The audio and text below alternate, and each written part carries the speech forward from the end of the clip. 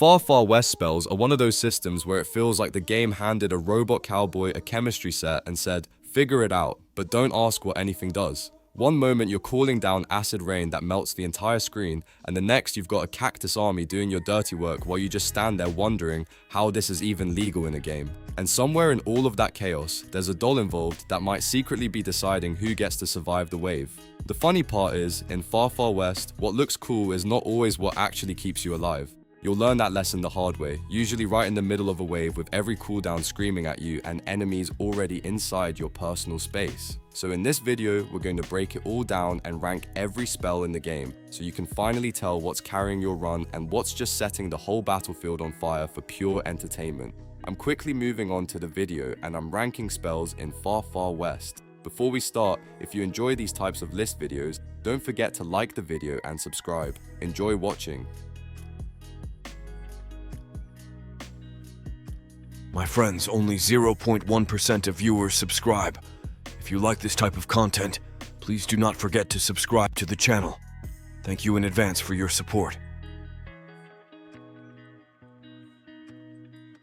The spells in this tier are, in order from top left to bottom right, Thrower, Mino, Dekoyo, Kikuyo, Boing, Finger Guns, and Drain. Not everything in Far Far West is about flashy S-tier chaos. Some of the most interesting tools sit right in that awkward B-tier space where they kind of work, kind of don't, and somehow still keep you alive longer than they should.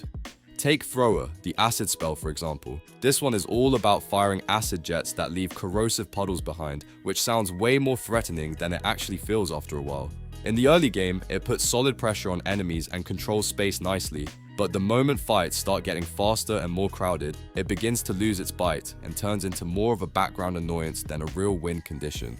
Then there is Mino, the cactus mine setup, which is basically a trap lover's dream. You place down cactus mines and wait for enemies to make the mistake of stepping too close, and when it works, it feels amazing. The problem is consistency. Enemies in Far Far West do not always cooperate with your clever little plans, so sometimes it feels like you are decorating the battlefield more than controlling it. Dekoyo takes that cactus theme and pushes it into pure trickery territory. You summon a cactus decoy that pulls attention before exploding, which can create some very strong setups if everything lines up correctly. The issue is that chaos does not always give you time to line things up, so in messy fights, it can feel like your big brain play just got ignored completely. Boing is probably the most straightforward one in the whole group. It is an Elec mobility spell that lets you instantly jump to reposition or escape danger with 0 damage attached to it. On paper it sounds simple, but in practice it saves runs more often than you would expect, especially when everything on screen is trying to turn you into dust at the same time.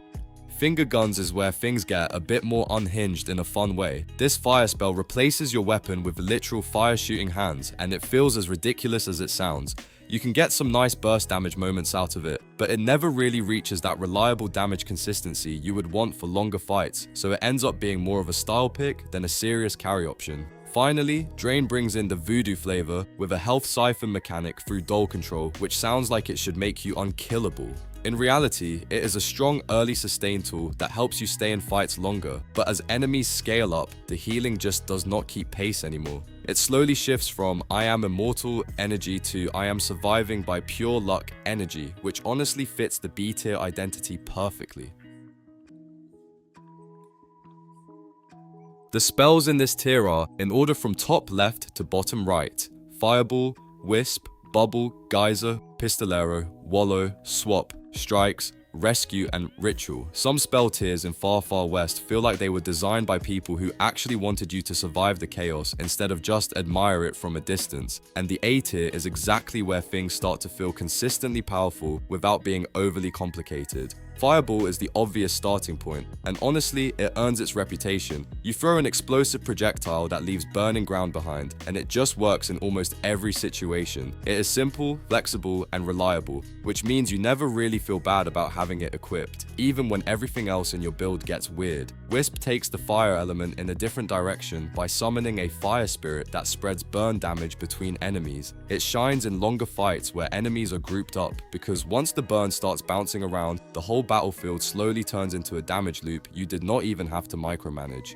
Bubble brings the acid element into proper area control territory. You launch a large acid bubble that bursts into multiple corrosive puddles, and suddenly the ground becomes something enemies actively regret walking on. It is less about instant damage and more about forcing movement decisions, which is extremely valuable in hectic encounters. Geyser continues the acid theme but with more disruption built in. It erupts from the ground, launches enemies into the air, breaks formations, and still deals solid area of effect damage on top of it. It is one of those spells that does not just hurt enemies, it also messes up their entire rhythm. Pistolero is where cactus spells start feeling less like traps and more like automated war machines. It summons a cactus turret that constantly fires at enemies, giving you strong passive damage while you focus on positioning or other spells. It is basically free pressure that keeps working even when you are busy panicking. Wallow is the defensive side of cactus magic, creating cactus spikes that slow and damage enemies on contact. It is not flashy, but in choke points it becomes incredibly frustrating for enemies to push through, turning tight spaces into controlled zones where you dictate the pace of the fight. Swap is one of the more creative Elex tools, letting you switch positions with an enemy and then explode both locations. It works equally well as an aggressive engage or a panic escape button, depending on how confident you are feeling in the moment, which makes it very flexible in skilled hands. Strikes keeps things straightforward in the elect category by firing a line of lightning that zaps everything in its path. No tricks, no setups, just clean area damage that rewards good positioning. Sometimes simplicity is exactly what you need when the screen is full of problems. Rescue brings the voodoo magic into full support territory by healing or reviving the nearest ally through Dole channeling. It is one of those clutch tools that can completely swing a bad fight, especially when things are falling apart and you just need someone to stay alive for 2 more seconds. Ritual wraps up the A tier with a healing zone that restores allies over time. In longer fights, it becomes a cornerstone of sustain, letting your team stabilize and recover instead of constantly relying on burst healing. It is not flashy, but it quietly wins battles in the background. The spells in this tier are, in order from top left to bottom right: Contagion, Rain, Bandito, Portal, Thunderstrike, Firebeam, Surcharge, Corruption, and Dole. At some point in Far Far West, the spells stop feeling like tools and start feeling like you are actively rewriting the rules of how fights are supposed to work, and that is exactly where S tier lives. Contagion is basically the definition of controlled disaster. It corrodes enemies inside a wide area and applies a contagious effect that causes chain explosions when they die. Once it starts rolling, entire groups just disappear in a domino effect that feels unfair in the best possible way, especially in late game waves where density becomes your biggest problem. Rain takes the acid identity and turns it into constant pressure from above. It cools down a massive acid storm that keeps corroding everything inside its area, which means enemies are never safe as long as they stay inside it. Instead of burst damage, it wins fights through pure, unavoidable attrition.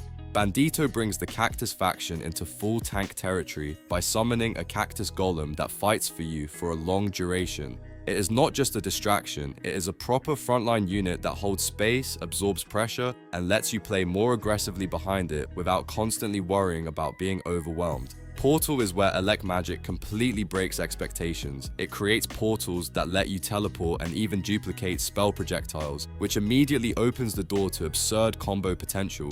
Mobility alone would be strong, but the fact that it also multiplies your offensive output is what pushes it into game-changing territory. Thunderstrike is the kind of spell you save for moments where subtlety is no longer required. You launch upward and crash down in a massive lightning explosion, dealing huge burst damage with excellent area impact. It is simple, direct, and extremely effective at deleting priority threats.